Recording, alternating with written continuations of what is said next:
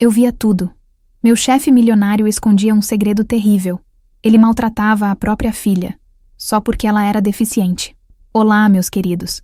Antes de começar, peço que vocês deixem um like neste vídeo, se inscrevam no canal e comentem aí embaixo de qual cidade estão assistindo. Isso me ajuda muito a continuar compartilhando essas histórias que precisam ser contadas. Agora, respirem fundo comigo, porque o que vou contar hoje vai mexer com vocês tanto quanto mexeu comigo. Meu nome é Rosa, tenho 62 anos, e durante quase 15 anos da minha vida, trabalhei como governanta na casa de uma das famílias mais ricas desta cidade. Vocês conhecem aquelas mansões enormes no bairro Nobre, com portões dourados e jardins que parecem saídos de revista? Era lá que eu passava meus dias, cuidando de cada detalhe, cada canto, cada segredo. E acreditem, os segredos eram muitos. Quando aceito aquela vaga, em 2008, eu estava desesperada. Meu marido tinha falecido no ano anterior, vítima de um infarto fulminante aos 52 anos. Ficamos eu e minha filha Cristina, que na época tinha apenas 16 anos e estava no segundo ano do ensino médio. O seguro de vida dele mal pagou as dívidas que tínhamos acumulado durante os meses de tratamento e eu me vi sozinha, sem profissão definida, apenas com a experiência de décadas cuidando da minha própria casa. Foi a vizinha, Dona Maria das Dores, que me contou sobre a vaga. Ela conhecia uma prima que trabalhava numa agência de empregos domésticos para famílias de alto padrão. O salário era 3 vezes mais do que eu conseguiria em qualquer outro lugar, mas as exigências também eram proporcionais. Precisaria morar na propriedade de segunda a sábado. Teria folga apenas aos domingos e deveria manter absoluta discrição sobre tudo que visse e ouvisse dentro daquela casa. Lembro como se fosse ontem do dia da entrevista. Era uma manhã de março, ainda com aquele calor úmido que marca o final do verão. Peguei o único vestido social que tinha, uma peça azul marinho que usara no velório do meu esposo, e caminhei até a avenida principal para pegar o ônibus. Minha filha Cristina tinha insistido para eu passar um batom e pentear o cabelo num coque mais elegante. "Mãe, você precisa causar uma boa impressão", ela disse, ajustando o colarinho da minha blusa com aquele jeito carinhoso que sempre teve. A mansão ficava no final de uma rua sem saída, cercada por um muro alto de pedra clara que se estendia por toda a quadra. O portão eletrônico era realmente dourado, como eu imaginara, e havia câmeras por toda parte. Quando toquei o interfone, uma voz masculina, grave e impaciente, perguntou o que eu queria.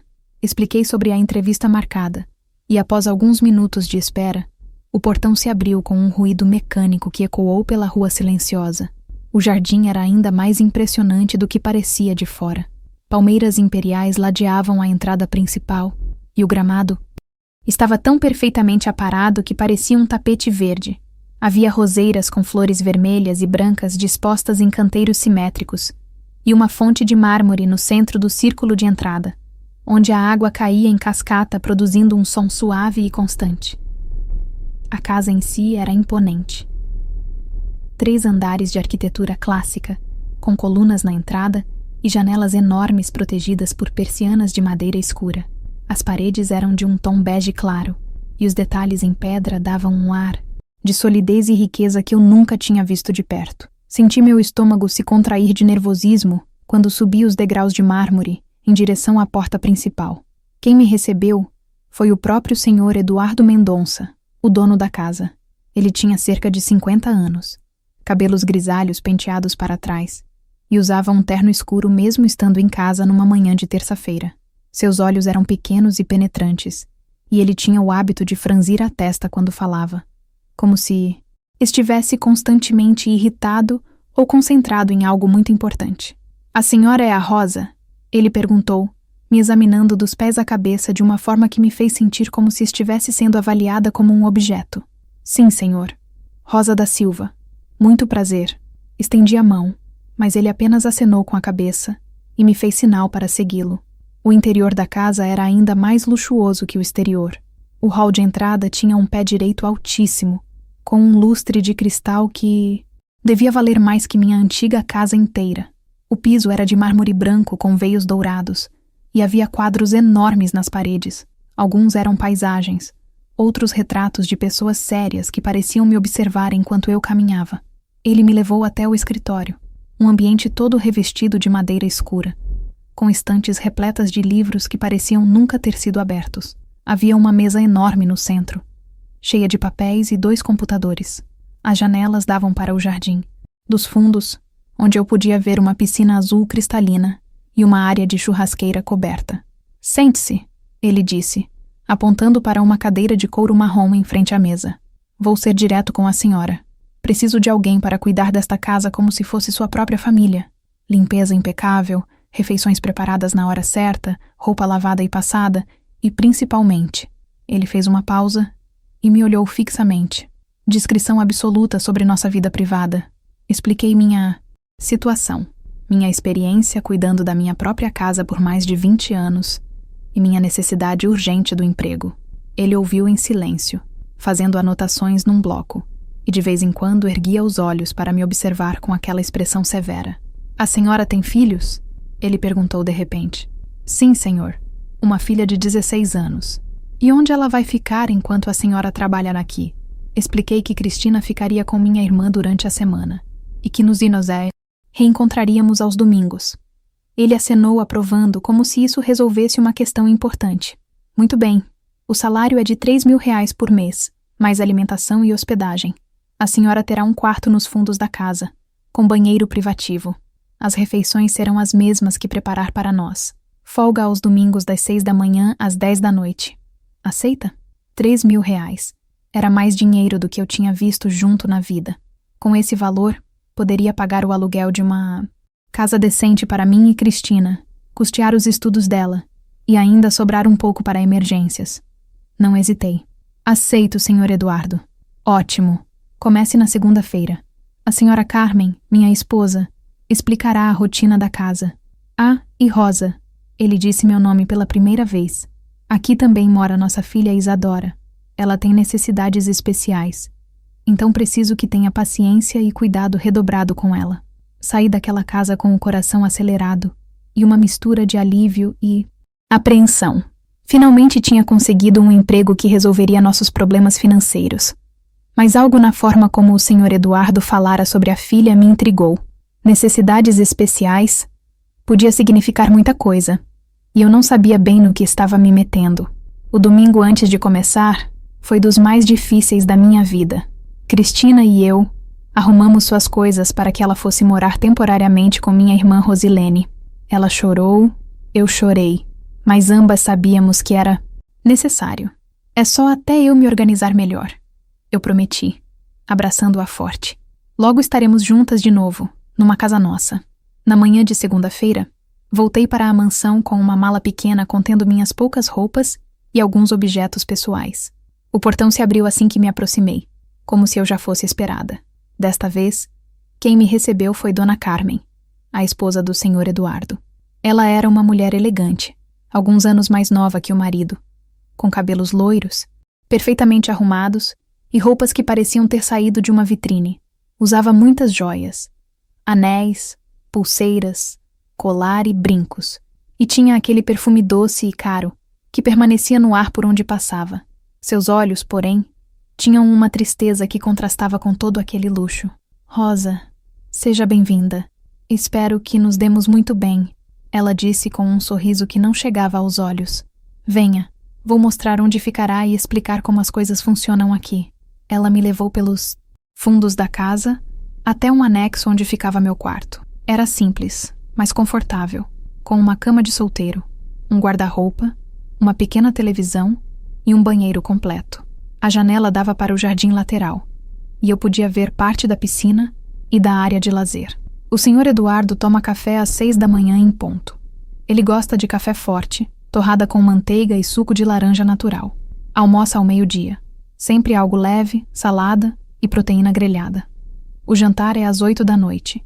E ele prefere comida caseira, nada muito elaborado. Ela explicava enquanto caminhávamos pela cozinha, que era maior que a sala da minha antiga casa. A cozinha era um sonho. Fogão industrial, geladeira dupla, forno elétrico, lava-louças, todos os eletrodomésticos imagináveis.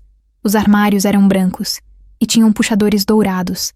As bancadas eram de granito escuro e havia uma ilha no centro com banquetas altas onde, imaginei, a família fazia refeições rápidas. E a menina? Perguntei, curiosa sobre a filha com necessidades especiais. O rosto de Dona Carmen se alterou sutilmente, como se uma nuvem tivesse passado sobre ele. Isadora tem síndrome de Down. Ela tem 12 anos. É uma menina doce. Mas meu marido... Ela hesitou, olhando ao redor como se alguém pudesse estar escutando. Ele tem dificuldade para lidar com a situação dela. Não entendi completamente o que ela quis dizer naquele momento, mas senti que havia algo mais por trás daquelas palavras. Dona Carmen me mostrou o resto da casa. A sala de estar com sofás de couro creme, a sala de jantar com uma mesa para 12 pessoas, os 3 quartos no andar superior, o escritório que eu já conhecia e finalmente me apresentou a Isadora. Ela estava na sala de TV, assistindo desenho animado. Era uma menina linda, com cabelos castanhos cacheados e olhos amendoados que brilhavam de alegria quando me viu. Oi, ela disse, acenando com entusiasmo. Você é a Rosa? Mamãe disse que você ia cuidar da nossa casa. Meu coração se aqueceu imediatamente. Isadora tinha aquela pureza e espontaneidade que só as crianças possuem, e sua deficiência parecia apenas um detalhe em meio a tanta luz que emanava dela. Oi, Isadora. É muito bom conhecer você. Que desenho você está assistindo? Ela me contou sobre os personagens com uma animação contagiante, e eu me sentei ao lado dela no sofá, ouvindo atentamente. Dona Carmen nos observava da porta, e eu notei que ela sorria pela primeira vez desde que chegara. Isadora, deixe a Rosa se organizar. Ela precisa conhecer a rotina da casa, ela disse gentilmente. Os primeiros dias foram de adaptação. Acordar às 5 da manhã para preparar o café do Sr. Eduardo. Manter a casa impecável, lavar e passar as roupas, preparar as refeições. Era muito trabalho, mas eu estava acostumada com a rotina doméstica e o ambiente da casa, apesar de luxuoso, tinha seus ritmos. O que mais me chamava a atenção era a dinâmica, familiar. Dona Carmen era carinhosa com Isadora, brincava com ela, ajudava-a com as atividades, lia histórias na hora de dormir. O Sr. Eduardo, por outro lado, parecia evitar qualquer contato com a filha. Quando ela tentava mostrar algum desenho que tinha feito ou contar sobre alguma brincadeira, ele desconversava ou simplesmente saía de perto. No final da primeira semana, enquanto eu organizava a mesa do jantar, presenciei uma cena que me marcou profundamente. Isadora tinha feito um desenho da família e queria mostrar para o pai. Ela correu até o escritório onde ele trabalhava e bateu na porta. Papai, papai, olha o que eu fiz! Ouvi sua voz irritada vindo de dentro do escritório. Isadora, quantas vezes preciso dizer para não me incomodar quando estou trabalhando? Ela insistiu, com aquela inocência infantil. Mas é só um minutinho, papai. É um desenho da nossa família. A porta se abriu bruscamente e o Sr. Eduardo apareceu com aquela expressão severa, que eu já conhecia bem. Não tenho tempo para essas bobagens. Vá brincar no seu quarto e pare de me incomodar. Ele pegou o desenho da mão dela, nem sequer olhou, e o amassou jogando no lixo que ficava ao lado da mesa. Vi o rostinho de Isadora se transformar. A alegria se foi, substituída por uma confusão dolorosa que partiu meu coração. Ela não chorou, mas seus olhos se encheram de lágrimas que ela tentava segurar. Tá bom, papai, ela sussurrou, e saiu caminhando devagar em direção ao quarto. Fiquei ali, paralisada, segurando os pratos na mão, sem saber como reagir. Aquela criança doce e carinhosa não merecia ser tratada assim. Nenhuma criança merecia. E foi naquele momento que entendi o que Dona Carmen havia tentado me dizer sobre as dificuldades do marido para lidar com a situação da filha. Naquela noite, depois que todos foram dormir, fui até a lata de lixo do escritório e resgatei o desenho amassado. Era simples, como todos os desenhos de crianças, mas feito com tanto amor. Ela tinha desenhado 4 figuras: papai, mamãe, ela mesma, e até uma pessoa menor ao lado que imaginei ser eu. Aliciei o papel com cuidado e guardei na gaveta do meu quarto. Era apenas minha primeira semana, mas eu sabia que tinha acabado de testemunhar algo que mudaria para sempre minha percepção sobre aquela família perfeita que vivia naquela casa perfeita. E vocês não fazem ideia do quanto as coisas ainda iriam se complicar. As semanas seguintes passaram como uma dança cuidadosamente coreografada. Acordar às 5, preparar o café do Sr. Eduardo, limpar a casa enquanto ele saía para o trabalho, cuidar de Dona Carmen e Isadora durante o dia, preparar o jantar e manter tudo funcionando como um relógio suíço. Era uma rotina que poderia ter sido confortável, não fosse a tensão constante que pairava no ar sempre que o Sr. Eduardo estava em casa. Comecei a perceber padrões no comportamento dele que me deixavam cada vez mais desconfortável. Durante as refeições, quando Isadora tentava contar sobre seu dia na escola especial que frequentava 3 vezes por semana, ele simplesmente ignorava, como se ela não estivesse na mesa. Quando ela derrubava alguma coisa ou fazia barulho enquanto brincava, ele bufava alto e saía da sala sem dizer palavra. Era como se a própria existência da menina fosse um incômodo para ele. Dona Carmen parecia viver numa constante tentativa de equilibrar as coisas. Sempre que o marido demonstrava irritação com Isadora, ela rapidamente desviava a atenção da filha para outra atividade, levava-a para outro cômodo ou inventava alguma tarefa para mantê-la ocupada longe do pai. Seus olhos carregavam uma tristeza profunda que eu reconhecia. Era a dor de uma mãe que não consegue proteger completamente sua filha.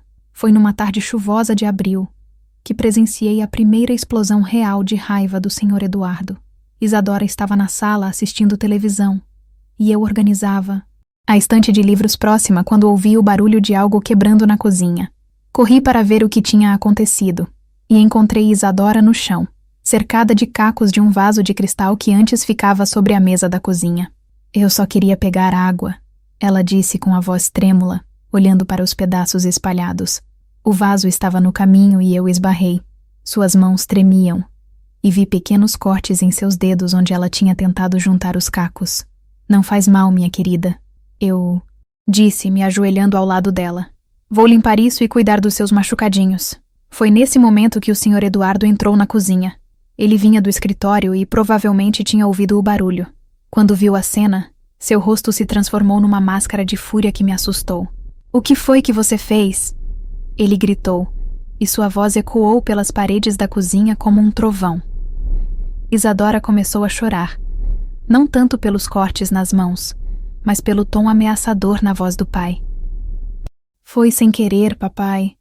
Eu só queria água, e o vaso estava... Cala a boca! Ele a interrompeu, com uma violência que me fez dar um passo à frente instintivamente. Você não consegue fazer nada direito. Nada! Só serve para quebrar as coisas e dar despesa. As palavras saíam de sua boca como punhaladas. Isadora se encolheu no chão, ainda cercada pelos cacos, e chorava de uma forma que partia o coração. Senhor Eduardo, eu tentei intervir. Foi apenas um acidente. A menina se machucou. Preciso cuidar dos cortes. Ele se virou para mim com aqueles olhos pequenos e furiosos. Você não se meta nisso, Rosa. Esta é minha casa e minha filha. Depois se voltou novamente para Isadora, que continuava no chão. Levanta daí e vai para o seu quarto, e não desce mais hoje. Estou farto de ter que ver você destruindo tudo nesta casa. Eduardo, pelo amor de Deus! Dona Carmen apareceu na porta da cozinha nesse momento, atraída pelos gritos. Ela correu até Isadora e a ajudou a se levantar, examinando os cortes em suas mãos. Ela se machucou. Vamos cuidar disso primeiro. Claro, sempre defendendo ela. Ele disse com sarcasmo. Por que você não admite logo que foi um erro termos essa menina? Olha o que ela virou. 12 anos e ainda age como um bebê, quebrando tudo, dando trabalho, gastando dinheiro com médico e escola especial. Suas palavras eram como gelo, e eu senti um arrepio percorrer minha espinha.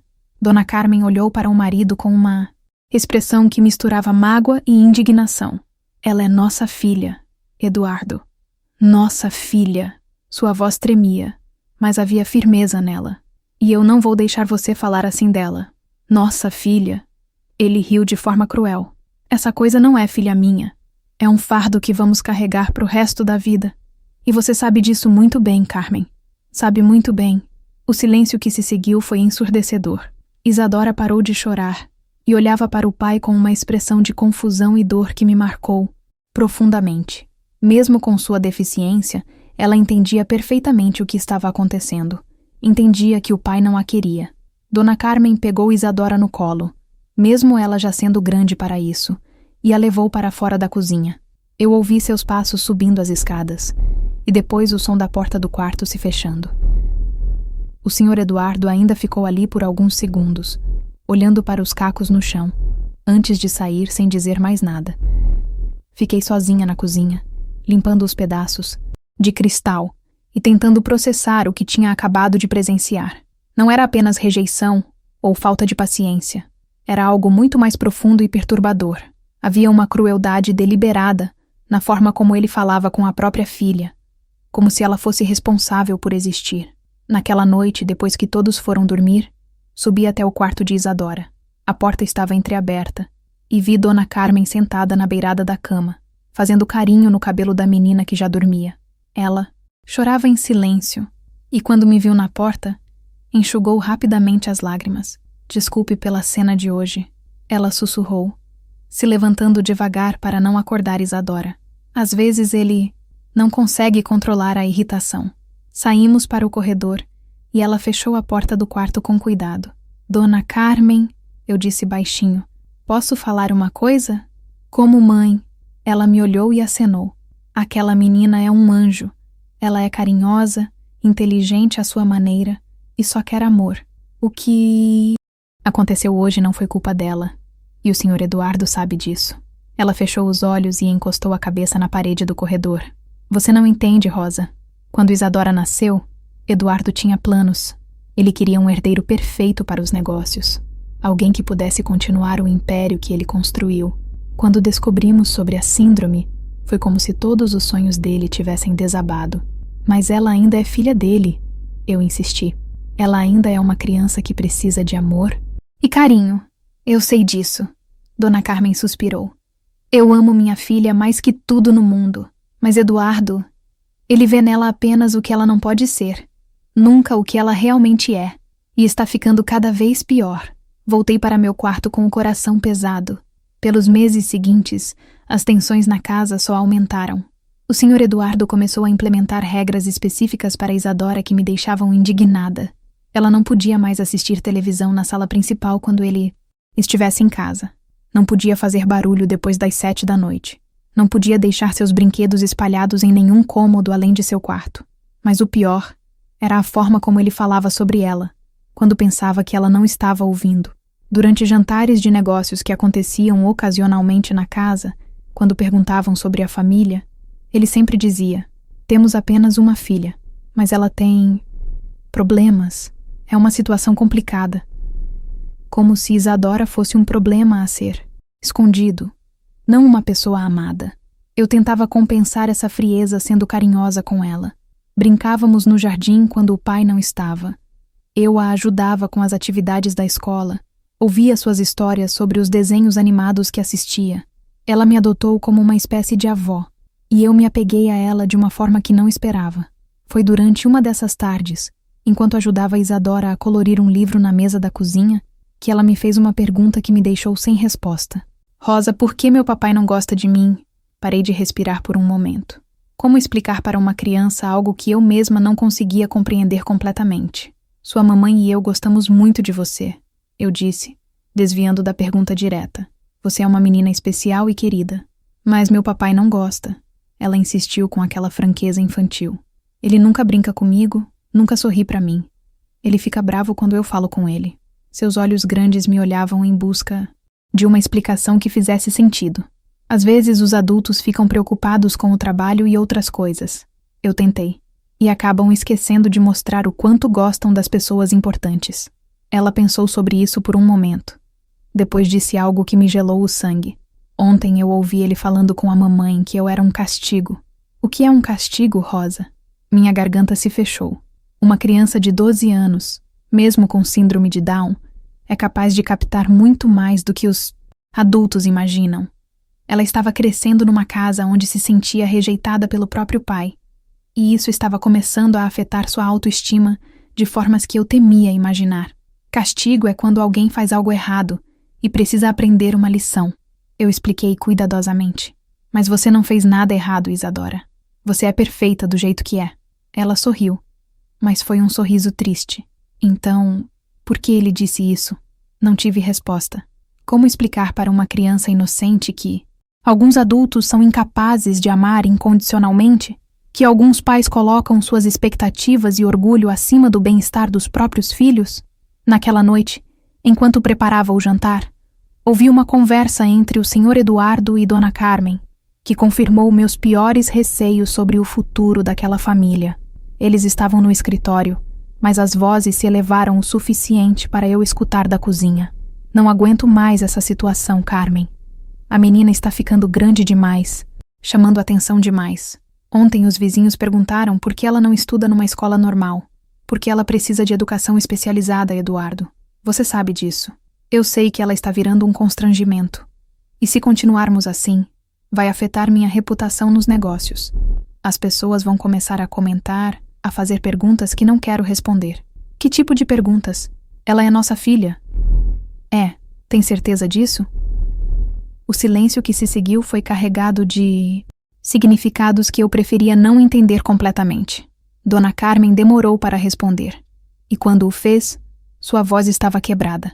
Como você pode dizer uma coisa dessas? Estou apenas sendo realista. Temos que pensar no futuro, Carmen. No nosso futuro. E esse futuro não pode incluir complicações. Eu não consegui ouvir o resto da conversa porque Dona Carmen começou a chorar, e eles baixaram o tom de voz.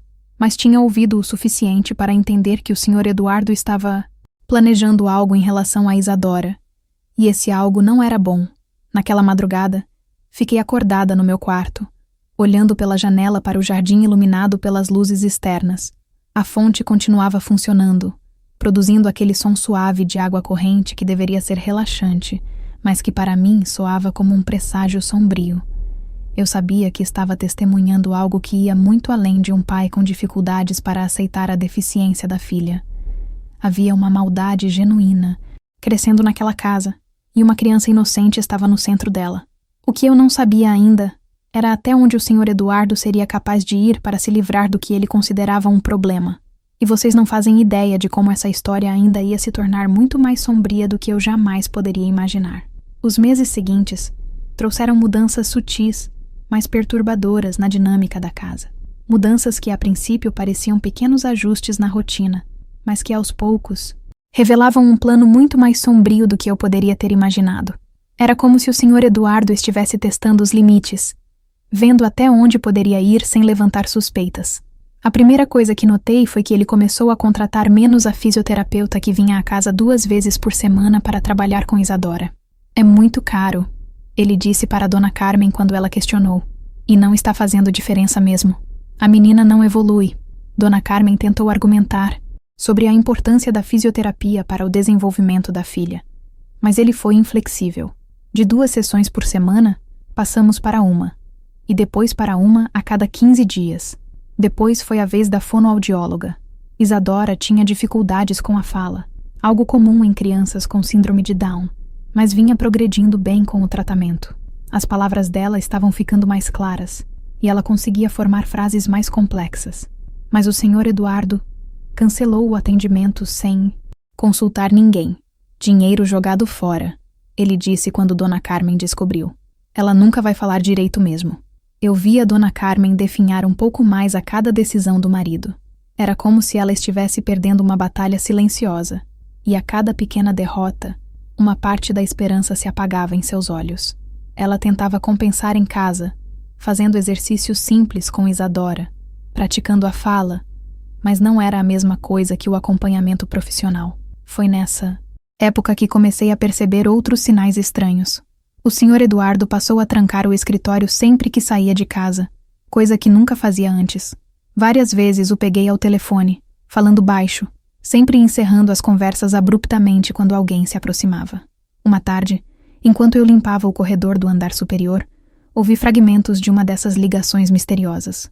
Sim, é sobre a menina que comentei. Ela tem 12 anos. Síndrome de Down. Não, a esposa não. Pode saber de nada por enquanto. Preciso de informações sobre as melhores opções. A voz dele tinha um tom conspiratório que me deixou alarmada. Quando percebeu minha presença no corredor, ele rapidamente encerrou a ligação e me olhou com desconfiança. Rosa, você não tem o que fazer na cozinha? Ele perguntou de forma ácida. Desculpe, Sr. Eduardo. Estava apenas limpando, respondi, me afastando rapidamente. Mas aqueles fragmentos de conversa ficaram ecoando em minha mente. Que opções ele estava pesquisando? E por que Dona Carmen não podia saber? As refeições se tornaram ainda mais tensas.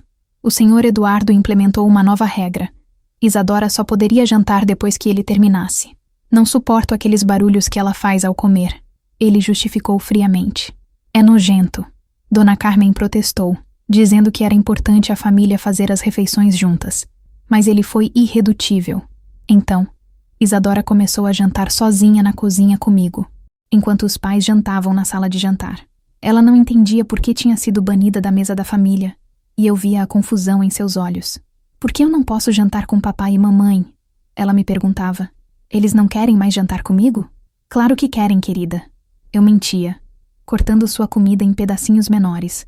É que seu papai fica muito cansado do trabalho e precisa de silêncio para relaxar. Ela aceitava minhas explicações com aquela confiança infantil. Mas eu via que algo estava mudando nela. Estava ficando mais quieta, mais retraída, como se intuitivamente soubesse que algo estava errado. O que mais me incomodava era a forma como o senhor Eduardo olhava para Isadora quando pensava que ninguém estava vendo. Não era mais apenas irritação ou impaciência. Era algo mais frio, mais calculista, como se ela fosse um problema que precisava ser resolvido definitivamente. Às vezes eu o flagrava observando-a enquanto ela brincava no jardim e havia algo em sua expressão que me arrepiava.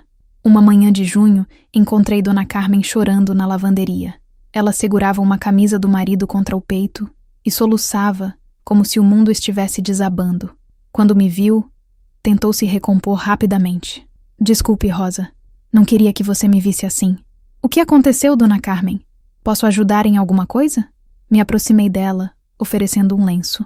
Ela secou os olhos, mas continuou segurando a camisa com força, como se fosse uma tábua de salvação. Eduardo está mudando, ela sussurrou. Está ficando cada vez mais frio com Isadora. E agora ele nem me toca mais. É como se eu também fosse culpada por ter gerado uma filha imperfeita. As palavras saíam entrecortadas pelo choro. Ele disse que está pensando em nos mandar embora. Eu e Isadora. Disse que quer refazer sua vida. Senti meu coração acelerar. Mandar embora para onde? Não sei. Ele mencionou algo sobre uma instituição para Isadora. E que eu poderia ir junto se quisesse. Ela riu amargamente. Como se fosse uma escolha. Como se eu fosse abandonar minha filha. Instituição. A palavra ecoou em minha mente como um sino de morte. Eu conhecia essas instituições dos anos 70 e 80, quando pessoas com deficiência eram simplesmente escondidas da sociedade. Lugares sombrios onde crianças como Isadora eram esquecidas, onde definhavam longe do amor das famílias. A ideia de que ele pudesse estar considerando isso me deixou nauseada. Dona Carmen, ele não pode fazer isso, eu disse, tentando soar mais confiante do que me sentia. Isadora é sua filha. Ele não pode simplesmente se livrar dela. Pode sim, ela respondeu com uma tristeza profunda. Eduardo tem muito dinheiro e muitas conexões. Ele pode fazer qualquer coisa que quiser.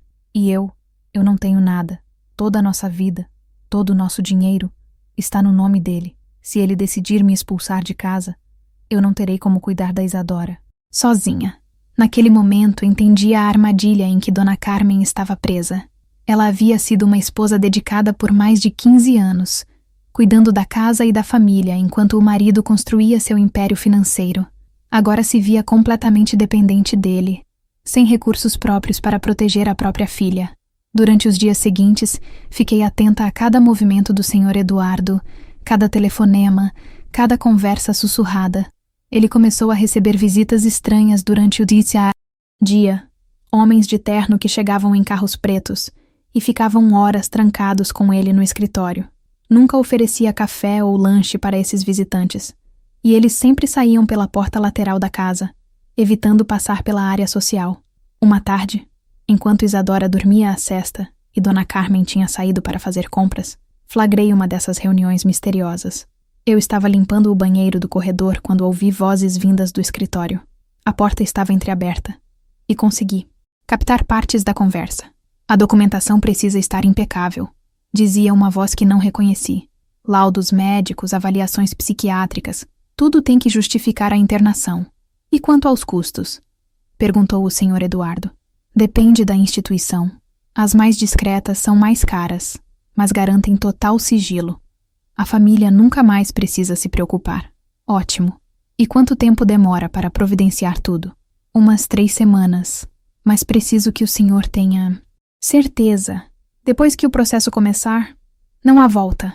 Minha mão tremeu tanto que derrubei o frasco de desinfetante no chão do banheiro.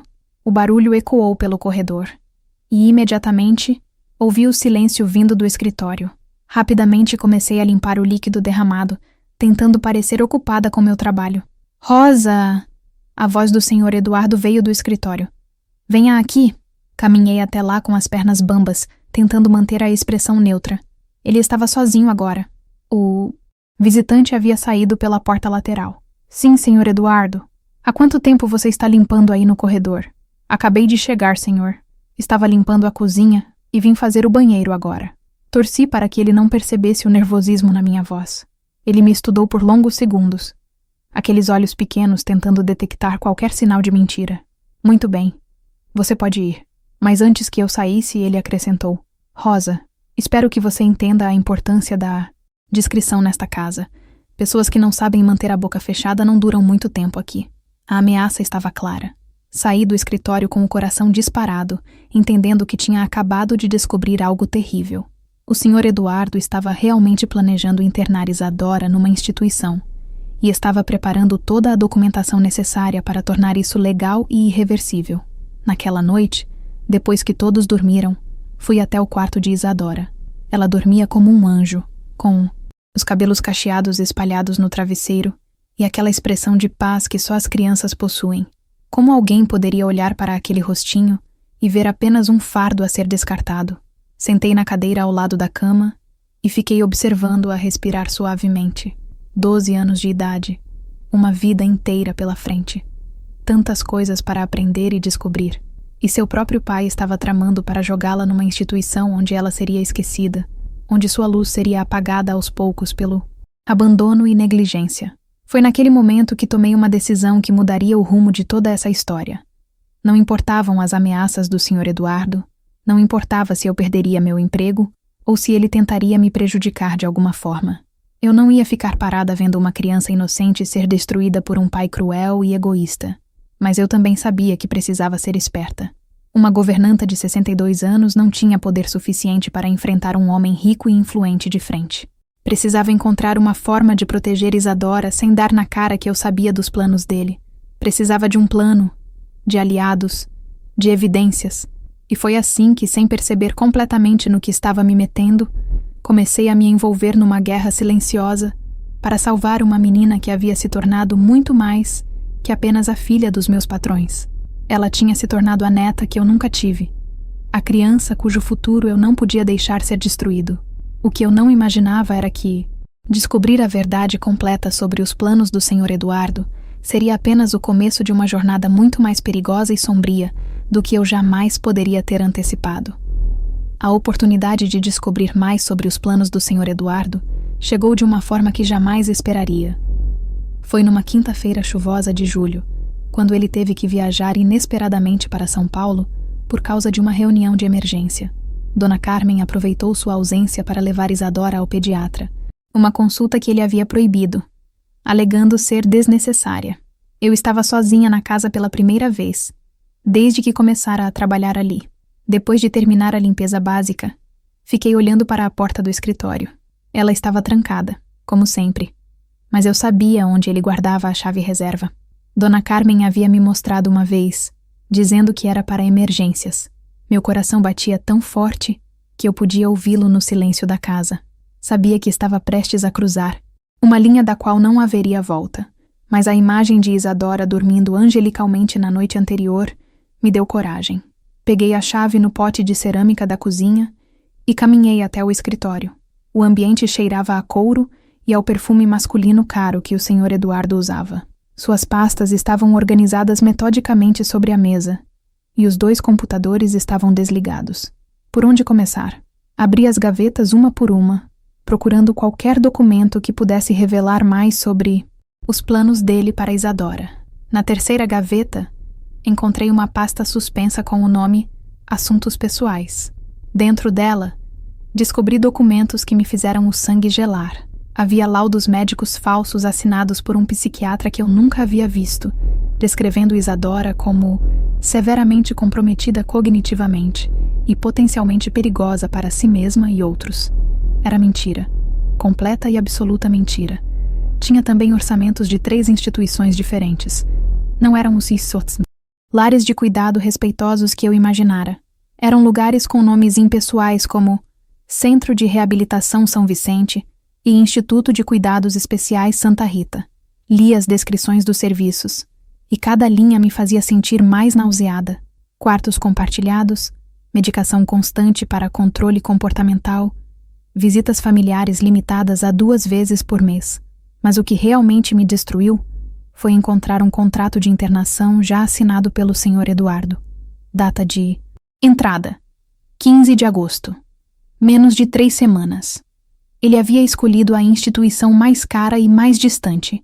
Ficava a 4 horas de viagem da cidade. O documento especificava claramente: internação por tempo indeterminado, com possibilidade de transferência para a ala de cuidados permanentes conforme a evolução do quadro. Minha mão tremia tanto que quase derrubei os papéis. Ele não estava apenas planejando se livrar da filha. Estava preparando uma armadilha legal perfeita, com laudos, médicos falsificados e documentação que tornaria quase impossível tirar Isadora de lá uma vez que fosse internada. Mas havia mais. Uma carta manuscrita, com a caligrafia dele, dirigida a Dona Carmen. Era um rascunho, cheio de rasuras, mas legível. Nela, ele explicava friamente que havia tomado a decisão mais difícil de sua vida, para o bem de todos. Dizia que Isadora precisava de cuidados especializados que eles não podiam oferecer em casa, e que seria melhor para ela estar num ambiente preparado para suas necessidades. A carta continuava dizendo que Dona Carmen poderia escolher entre acompanhar a filha ou refazer sua vida com alguém capaz de lhe dar a família normal que merecia. Era cruel na sua falsidade. Ele estava oferecendo a ela a ilusão de uma escolha, quando na verdade estava a forçando a escolher entre abandonar a filha ou perder tudo: casa, dinheiro, segurança. No final da pasta, encontrei algo que me deixou ainda mais horrorizada. Uma correspondência com um advogado especializado em questões familiares delicadas. O advogado orientava sobre como tornar a internação irreversível e como proteger os bens do cliente em caso de conflitos conjugais subsequentes. Havia até uma sugestão de como enquadrar qualquer resistência da mãe como instabilidade emocional que poderia afetar o bem-estar da menor. Estava tudo planejado nos mínimos detalhes. O Sr. Eduardo não estava apenas abandonando a filha. Estava destruindo sistematicamente qualquer possibilidade de Dona Carmen poder protegê-la. Era uma maldade calculada e meticulosa que ia além de tudo que eu imaginara. De repente, ouvi o som de um carro chegando. Meu sangue gelou. Olhei pela janela e vi o BMW preto do Sr. Eduardo estacionando na garagem. Ele havia voltado mais cedo da viagem. Rapidamente recoloquei todos os documentos na pasta. Fechei a gaveta e travei o escritório, guardando a chave no lugar. Corri para a cozinha, fingi estar preparando o lanche da tarde, mas minhas mãos tremiam tanto que mal conseguia segurar a xícara. Quando ele entrou pela porta da cozinha, seu olhar me varreu de uma forma suspeita. Rosa, pensei que você soubesse que voltaria hoje cedo. Não sabia não, Sr. Eduardo. Dona Carmen saiu com Isadora e não me disse nada sobre sua chegada. Torci para que minha voz soasse normal. Ele ficou me observando por longos segundos, como um predador avaliando uma possível ameaça. Onde elas foram? Ao médico. Consulta de rotina da menina. Sua expressão se endureceu imediatamente. Eu proibi essas consultas desnecessárias. Carmen sabe muito bem disso. Ele se virou e caminhou em direção ao escritório. Meu coração parou quando o vi testando a maçaneta, verificando se estava trancada. Rosa, ele me chamou da porta do escritório. Você limpou aqui hoje? Não, senhor. O escritório sempre fica trancado. Eu nunca limpo lá dentro a menos que o senhor peça. Especificamente. Ele assentiu lentamente, mas seus olhos continuaram me estudando com desconfiança. Naquele momento, Dona Carmen e Isadora chegaram da consulta médica. Isadora correu para a cozinha, toda animada. Rosa, o médico disse que eu cresci 2 centímetros e que meu coração está forte. Ela bateu no peito com orgulho. E olha o que a mamãe comprou para mim! Mostrou uma boneca pequena com cabelos cacheados parecidos com os dela. Que linda, querida! Como você vai chamar? Ela. Tentei manter a naturalidade na voz, mas por dentro eu estava despedaçada, sabendo o que sabia agora. Cada sorriso de Isadora, cada demonstração de alegria inocente, me partia o coração. Vou chamar de Rosa, igual você. Ela me abraçou pelas pernas, e eu quase desabei em lágrimas ali mesmo. Isadora, vá brincar no seu quarto, ordenou o Sr. Eduardo com frieza. Preciso conversar com sua mãe. Depois que Isadora subiu, ele se voltou para Dona Carmen com uma raiva contida, que fazia o ar da cozinha ficar pesado. Eu disse claramente que não queria mais essas consultas médicas. Por que você me desobedeceu? Eduardo, ela é nossa filha. Precisa de acompanhamento médico regular. A voz dela estava firme, mas eu via o medo em seus olhos. Nossa filha? Ele riu com sarcasmo. Quantas vezes vamos ter essa conversa, Carmen?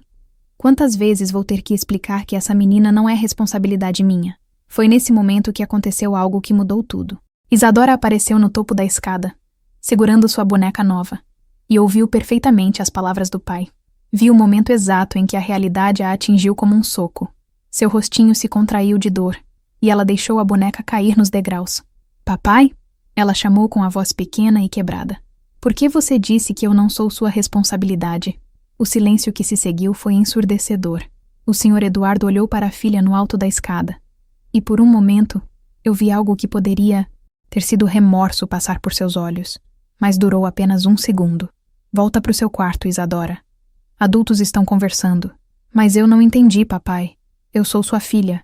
Por que você não gosta de mim? Ela desceu alguns degraus, ainda segurando o corrimão. O que eu fiz de errado? Dona Carmen correu para a escada. Amor, não foi nada. Papai está só estressado com o trabalho. Não! Gritou o Sr. Eduardo, perdendo completamente a compostura. Chega de mentiras. Chega de fingir que tudo está bem. Ele olhou diretamente para Isadora, e o que disse em seguida foi tão cruel que até hoje me assombra. Você quer saber a verdade, Isadora? A verdade é que você nunca deveria ter nascido. A verdade é que você arruinou nossa família, arruinou nossos planos, arruinou nossa vida. Você é um erro que eu vou corrigir. Dona Carmen soltou um grito de horror. Eduardo, pelo amor de Deus! Mas ele não parou. Você não é normal. Nunca vai ser normal. E eu me recuso a gastar o resto da minha vida fingindo que você é minha filha. Isadora desabou no meio da escada. Não foi um choro comum de criança. Foi um som de alma sendo despedaçada.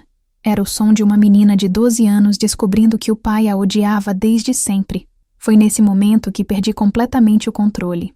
20 anos de experiência como empregada doméstica, 20 anos de saber meu lugar, de abaixar a cabeça, de manter a boca fechada. Tudo isso voou pela janela. O senhor é um monstro, eu disse, caminhando em direção a ele. Um monstro covarde que está destruindo uma criança inocente. Ele se virou para mim, os olhos faiscando de fúria. Como você ousa me falar assim? Você não passa de uma empregada. Eu posso ser apenas uma empregada, mas eu tenho coração. Eu tenho alma. Eu jamais faria com uma criança o que o senhor está fazendo com sua própria filha. Rosa, pare! Dona Carmen implorou, vendo que a situação estava saindo de controle. Mas eu não podia parar. Todas aquelas semanas de ver Isadora sendo rejeitada, humilhada, tratada como um estorvo, explodiram dentro de mim. Eu sei dos seus planos, gritei. Eu sei que o senhor quer internar ela numa instituição. Eu vi os papéis, os contratos, tudo. O rosto do Sr. Eduardo ficou branco como papel. Você mexeu nas minhas coisas? Sua voz estava baixa, perigosa. Mexeu e muito bem mexido. Aquela criança merece saber que tipo de pai ela tem. Merece saber que o senhor está planejando se livrar dela como se fosse lixo. Ele avançou na minha direção. E pela primeira vez desde que o conhecia, eu vi o que ele realmente era por baixo de toda aquela fachada de respeitabilidade.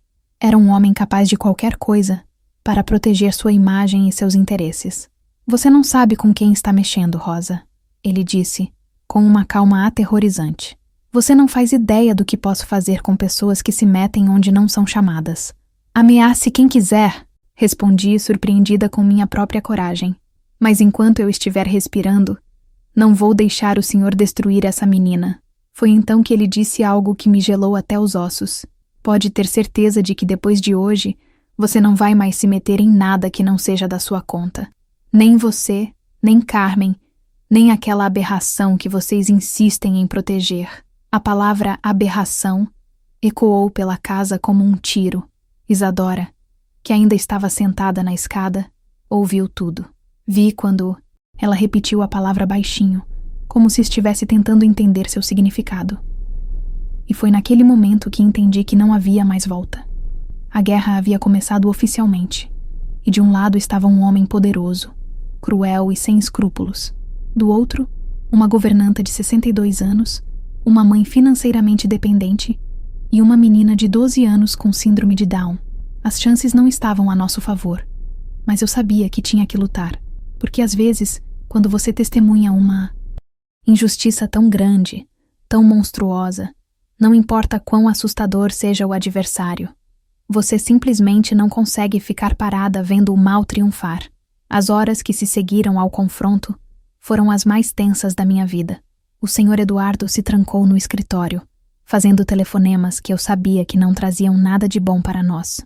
Dona Carmen levou Isadora para o quarto e ficou lá com ela, consolando-a, tentando explicar o inexplicável. Eu permaneci na cozinha, as mãos ainda tremendo, planejando meu próximo movimento, porque eu sabia que tinha que haver um próximo movimento. Homens como Eduardo Mendonça não aceitam ser confrontados e expostos. Eles revidam. E quando revidam, fazem questão de que a lição seja definitiva.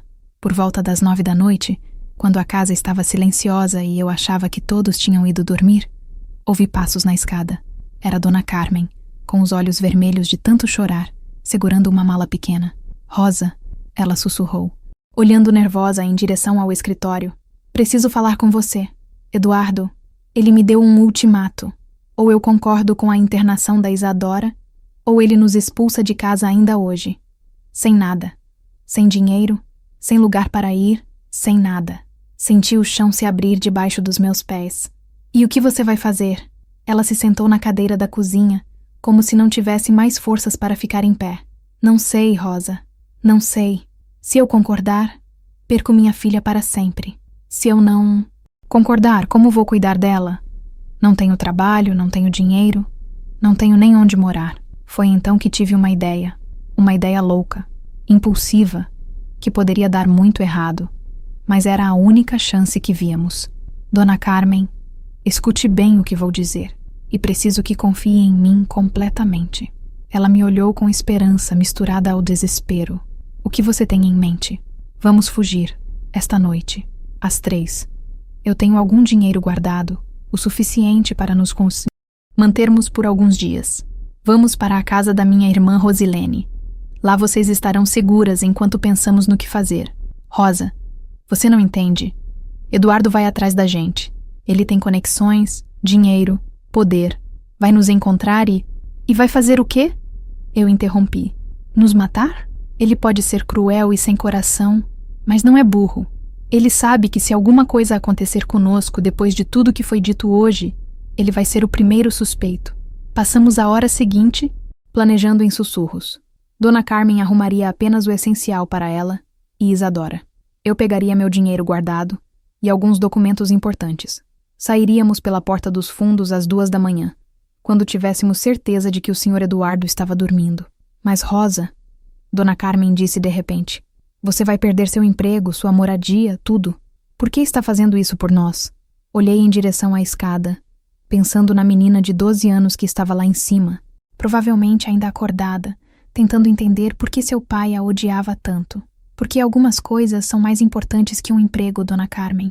E porque se eu não fizer nada agora, nunca mais vou conseguir me olhar no espelho. Às 2 da manhã em ponto, nos encontramos no Jardim dos Fundos. Isadora estava meio sonolenta, sem entender completamente o que estava acontecendo, mas confiando na mãe e em mim. Carregávamos apenas 2 maletas pequenas e minha velha bolsa com o dinheiro. Caminhamos em silêncio pela rua deserta até a avenida principal, onde conseguimos parar um táxi. Durante todo o trajeto até a casa de Rosilene, eu ficava olhando pela janela traseira, esperando ver o BMW preto do Sr. Eduardo nos seguindo. Mas a rua permanecia vazia. Minha irmã, Rosilene, nos recebeu de camisola e chinelos, os olhos arregalados de surpresa. Quando expliquei rapidamente a situação, ela não hesitou nem um segundo. Entrem. Vou preparar um chá e vocês me contam tudo direitinho. Nos dias que se seguiram, elaboramos um plano mais estruturado. Rosilene conhecia uma advogada especializada em direito de família, doutora Márcia, que concordou em nos atender gratuitamente depois de ouvir nossa história. A doutora Márcia nos explicou que, apesar de todo o dinheiro e influência do Sr. Eduardo, ele não podia simplesmente internar Isadora contra a vontade da mãe sem uma ordem judicial.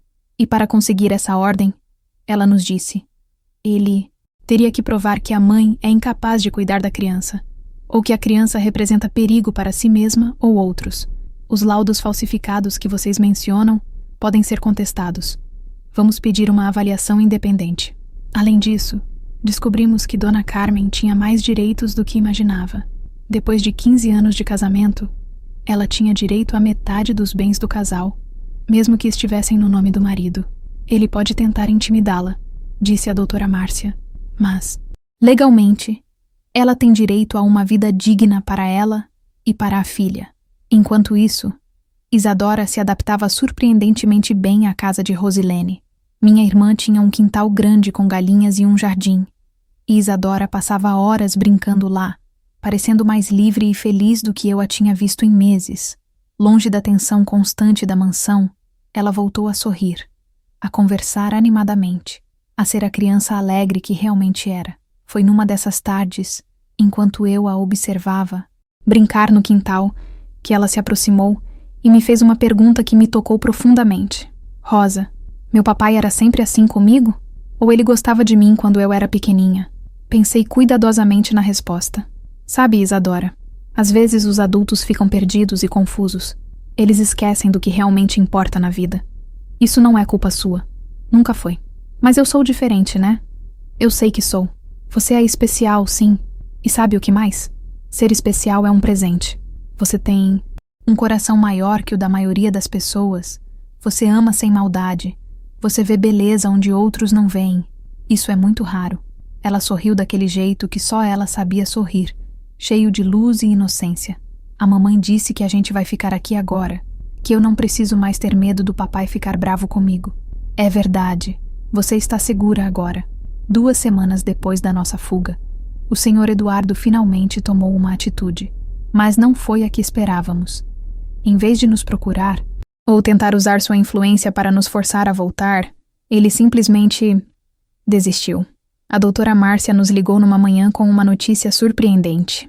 O Sr. Eduardo havia entrado com pedido de divórcio e estava oferecendo um acordo generoso. Dona Carmen receberia a casa de praia que estava no nome dos dois, uma pensão mensal substancial para ela e Isadora, e ele abriria mão de qualquer direito sobre a guarda da filha.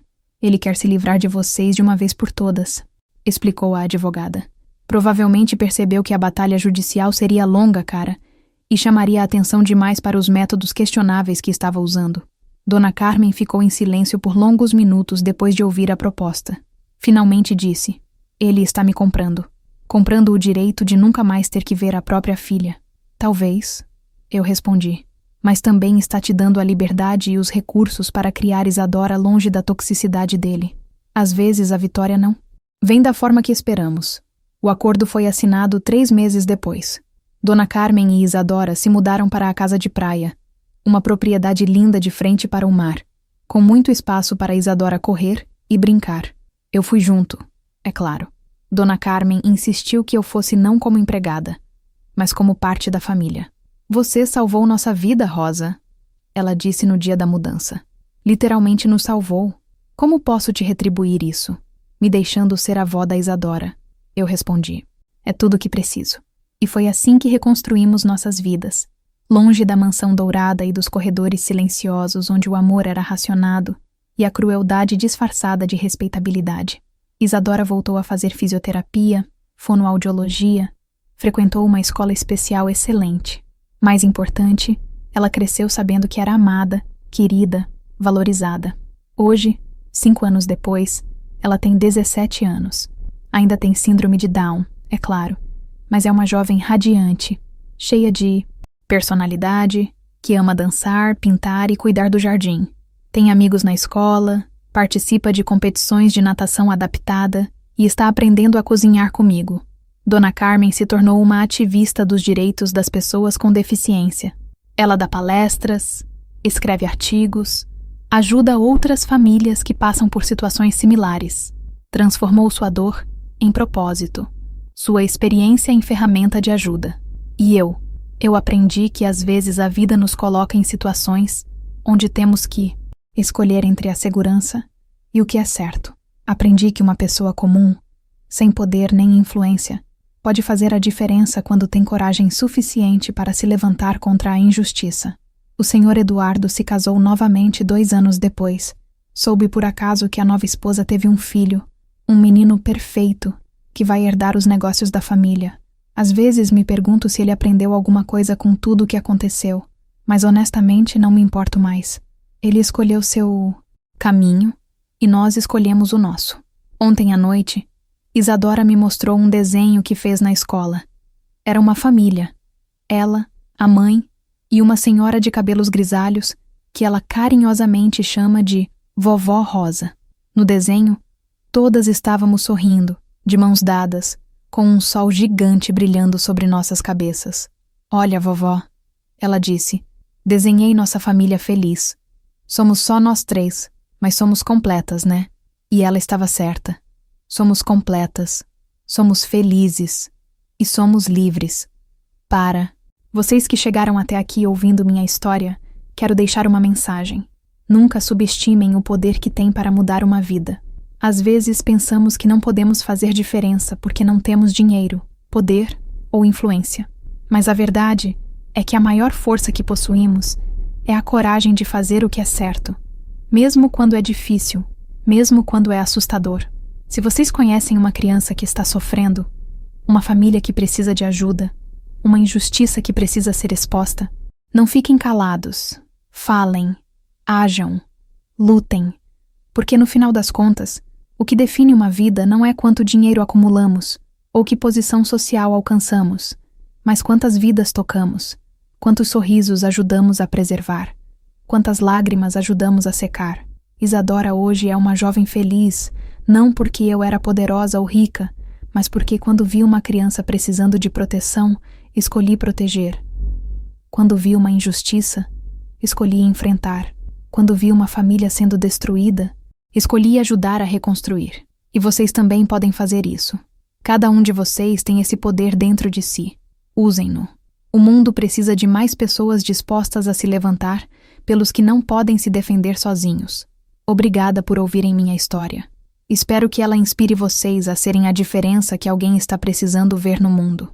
Até a próxima, meus queridos. E lembrem-se, sempre existe esperança.